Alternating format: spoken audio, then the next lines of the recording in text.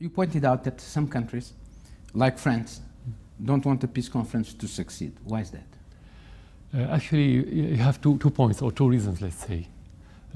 First one, not related only to the French. It's related to every official who was complicit and involved in the propaganda and the aggression against Syria during the last 4 years.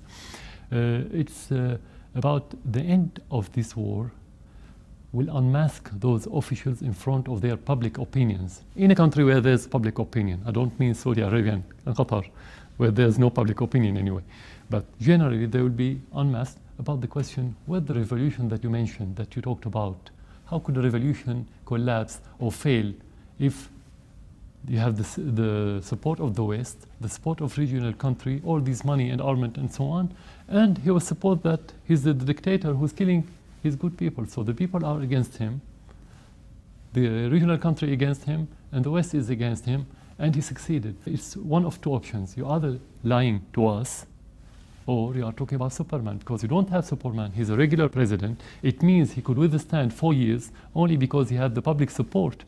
Doesn't mean full public support or 100% or absolute public support, but definitely has support from large amount of the Syrian people. So this is a lie that the public opinion in the West and in other countries will ask the official about. What about the Arab Spring that turned out to be, instead of budding flowers, blood and killing and destruction? Is that the spring that you talked about? This is one reason. The other reason is more specific toward France, but not limited, but more specific, let's say.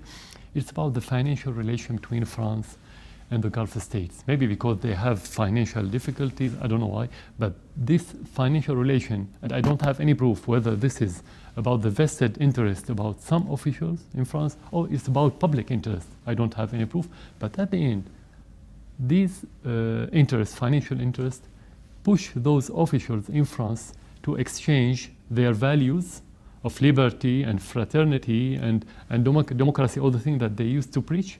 They exchange those values for petrodollars. So now, those French officials and some others in the West, they don't practice what they preach anymore. But the tide seems to change a little bit. You had the French MPs here. It was an organized visit, or it came as a surprise to you? No, it wasn't a surprise, because it wasn't the first delegation to come to Syria. But by different French delegation? French and other countries, different kind of delegations, activists, mediators. Some officials came to deal with us under the table, not publicly. But this one was organized with your government? Yeah, it was official organized, and they had a schedule, and they came. It was prepared weeks before the visit. It wasn't a surprise. With a diplomatic French diplomat, or as well, or not? We had the impression, and it's a strong impression, that most of the government, the main officials in the government, they know about it in advance, and they didn't oppose. So, did they send you any message? No, there wasn't a message, and they came to see the reality on the ground. And I think that's a reflection, not of this delegation. The delegation that came to Syria recently from different countries, especially in the West, is a reflection of don't taking in with the narrative, an insidious narrative about Syria and in the West by the official.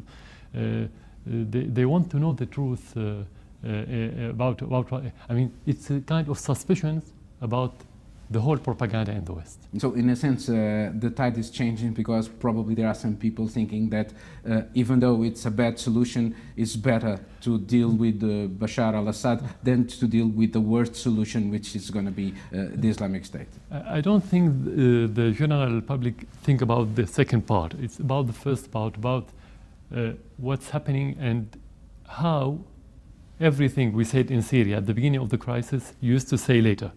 They said it's peaceful, we say it's not peaceful. They've been killing those demonstrators that call them peaceful demonstrators, has killed policemen. Then it became militant. They said, yes, it's militant. We said it's not militant, it's terrorism. They say, no, it's not terrorism. Then when they say it's terrorism, we say it's Al-Qaeda. They say, no, it's not. So whatever we say, they said later. That creates a lot of suspicion in the West. They want to come to understand this part. Why you are saying whatever Syria was saying at the beginning. Of course, in the West, the propagandists, whether officials or media, they added something to the real story, that Daesh and Al-Nusra was created by Assad, or it's because of his policy and so on. But you've read a lot of jihadists from the prisons that went to Daesh, to the Islamic State. No, that's before the crisis. They were sentenced for a few years, and when they end the sentence, they left the prison. We didn't. We never. It's a law. You have institution. You have judiciary system in Syria. Anyway, Europe is facing more and more threats of terrorism linked to the jihadist movements. Some of them with connections here in Syria. I mean, the Al-Qaeda or the Islamic State. And the question here is that: is Syria able to help the European countries fighting these threats of terrorism? This is like a building. You cannot build a building without having the foundation. So what the foundation that we need in this case? First, you need the officials in Europe to have the will to fight terrorism. This is something we don't find till this moment. Second, they need to have a prudent policies. You cannot have with arrogant, stubborn official that only adopted egotistical policies. Third, which is very important, fighting terrorism should be a value, should become a value. It cannot be a sort of opportunism. Like if now, because you are suffering in Europe from terrorism, you're scared, you want to fight terrorism in this region. What about a few years ago? You didn't suffer. But can you help the Yeah, exactly. If they don't help themselves first, we cannot. If they help themselves, we are ready to help.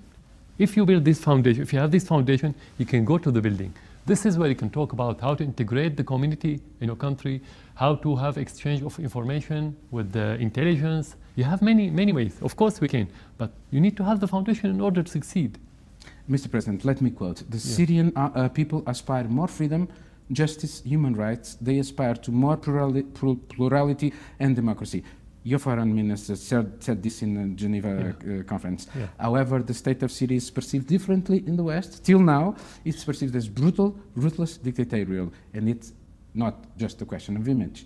So how is it possible to convince the people that... Yeah, this is illogical and unrealistic, because how can somebody who kill his people and oppress his people would be supported by the same people? How? Tell me about this contradiction. Look at it from the outside. Is it palatable? Can you understand? It doesn't. But Mr. President, the reality is that if you allowed me to go backwards and to try to pick up... before the crisis? Let me just try to. You started 4 years ago with the peaceful demonstrations that were repressed, and then you are blamed. Your government is blamed for a lot of allegations of human rights violations in your own ranks, repression. You have the Caesar report, a defector from the army, with photos of massacres, of torture of the opposition. You have allegations that you have used chemical weapons. You have allegations of using the barrel bombs till now. And so the human rights reports about Syria, they are not very good for you, your government, and the Syrian army. Yeah. So you are talking about massive propaganda for 4 years. We cannot answer everyone in one interview, but I would say the demonstrations never were peaceful, because the first week we lost many of our policemen. How?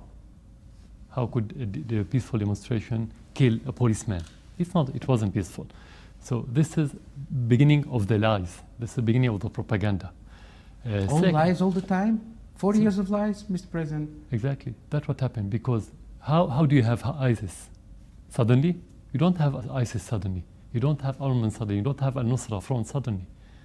It's a long process. You cannot have it just in a few weeks. Suddenly everybody is talking about ISIS. We go back to our statements from the very beginning, and you can see that the evolution of the events was going in that regard from the very beginning, and we said that.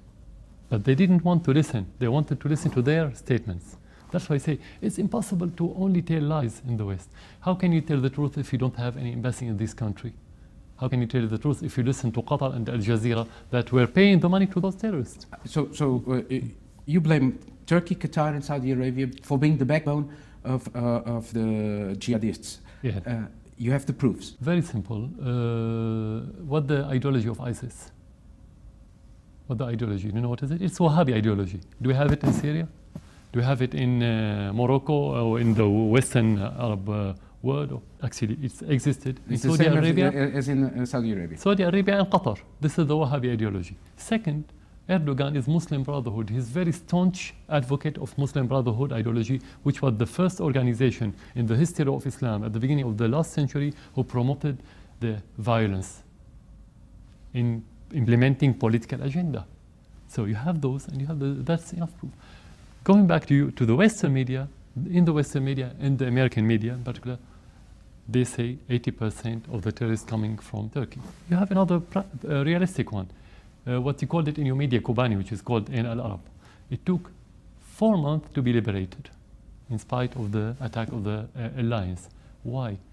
Actually, similar city, the same size and the same terrain, it took with the Syrian army 2 to 3 weeks. Why? Because it was supported logistically through Turkey. It's on the border. They send them everything, armament, all kind of support. The recent event when Turkey... But did you support the Kurds?